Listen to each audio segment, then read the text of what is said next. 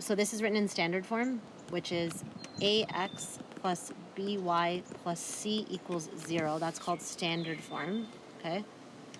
The reason I know that is because all of the terms are on the left side, and it's set equal to 0, right? Yeah. Now, if I want to turn that into slope-intercept form,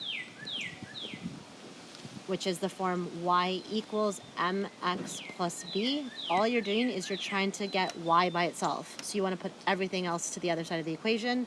So in this case, it would be, the first step I want to do is, because y has a number with it, Yeah. I'm going to just keep this, imagine our left side and our right side. I'm just going to keep the negative 3y on the left side, and I need to get rid of this positive 4x. How do I get rid of that? Subtract 4x. Right, so I would subtract 4x, and then the negative Plus 12. Good. Okay, it doesn't say y yet. I'm trying to get it to say y equals something. So how do I isolate y? Divide by negative 3. Right, divide by negative 3, divide by negative 3, divide by negative 3, simplify. Y equals? Y is equal to negative 4 over 3x plus... Negative or positive? Oh, positive 4 right? over 3x. Positive divided by a negative? Yeah, negative 4. Good. So now, this is slope-intercept form. It's in the form y equals mx plus b. So if I were to ask you, what is the slope of this line? It's 4 over 3. It would be 4 over 3. What is the y-intercept? And the y-intercept's negative 4. So if you were to graph this, I'm just going to do a little thing here. You know that you would have to start at negative 4. Yeah. And it's a positive slope, so is it going to go up or to the right or down? To the right. Okay, it's going to go up 4. 1, 2, 3, 4. Has a rise of 4 and a run of 3. 1, 2, 3. That would be my second point. Oh, okay. Okay, so I've actually just found, if you graph this properly, one of the x-intercepts. So just by looking at my little sketch here, I went over 3. So what's the x-intercept? 3, 0. Good. And what's the y-intercept? We know the y-intercept because it's in that 4, form. 0. So how do you write it? Y-intercept? 0 and then negative Good. 4. Okay, so we know that. Also, how do you do like the... If the question says, what is the slope of a line that's parallel to this? You always want to put your equations into slope-intercept form, because if it's in this form, you automatically know that the slope is the coefficient, which is the number, in front of x.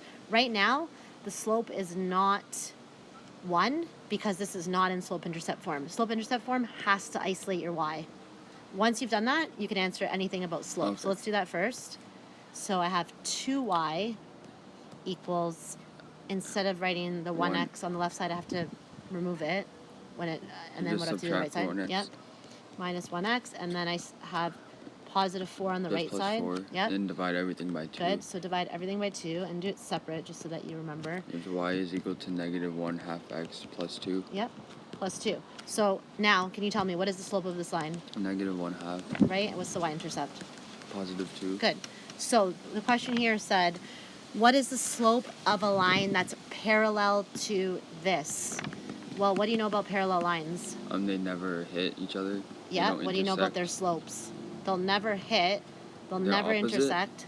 Their slopes have to be equal. To 1? No, they have to be equal to each other. They have to be the same.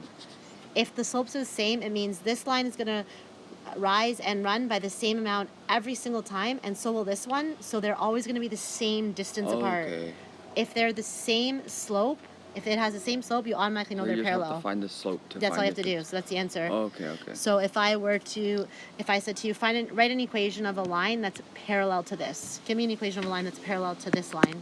Do y is equal to negative 1/2 x, like plus 5. Exactly. That's it.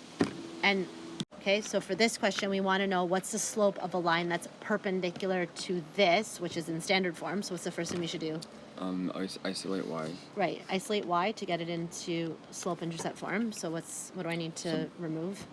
Subtract x. So plus add x to the other side because it's negative. Exactly. It's a negative x, so we're going to make it positive. I'm just going to put a 1 there so you remember. And then this is a positive 3. Subtract 3. Okay. And then I need to isolate. And divide everything by 4. Good. Divide by 4. So y equals... Y is equal to 1 over 4x minus 3 over 4. Okay. So we're asking for an equation of a line that is perpendicular. So we just need to review perpendicular lines. Perpendicular lines, if the two lines are perpendicular, it means they intersect at a 90-degree angle. So the slopes, do you remember? Are opposite. Negative reciprocals. So it's negative. So if it's positive, then a line, so if one of the lines has a positive slope, then you just think about it logically. The other one has to be negative or they won't intersect at a 90-degree angle. So I know that an equation of a line that would be perpendicular to this would have to have a slope that is negative, and it has to be the reciprocal. So it's 4. 4. 4 over 1 or just 4. Yeah. Right? And then I would write x, and I can write any number for the y-intercept. I'm just going to put plus 2. Okay? That's it. So find an equation of a line. They tell you that it has a slope of 3 over 7. And one of the coordinates is negative 14, I think negative I just 5. graphed this out. Okay, so there's an easy way to do this algebraically. Okay. This coordinate represents, this represents x, and this represents y. We know m, so we would write y equals mx plus b because we're trying to find an equation of a line. This is an equation of a line. Well, all we have to do is plug in our values. I know m, I know x, right? I know an x and I know a y. Solve for b. Find b, and then write it in slope-intercept form. So do this one for me. Okay, so instead of writing y, we're going to write negative 5 equals 3 over 7. 3 over 7 and times what? Negative 14. Okay, so let's write negative 14 over 1 because we're going to leave them as fractions when we multiply. And what we're trying to do here is we're trying to find b. Because anytime you're told to write an equation of a line, to write an equation of a line, you have to know m and you have to know b. That's how you write the equation of the line. Equal to 1. Okay, so we have negative 5 equals negative 42 over 7 plus b. Negative 5 equals negative 6 plus b. Yep. And just add b on both sides, Negative and b is equal to 1. 6 equals b. Yep, b equals 1. So just anything, then... So therefore, what is the equation of the line? Y is equal to 3 over 7, x plus 1. 3 over 7, yep, because that was our slope. X plus 1. That's it. Perfect.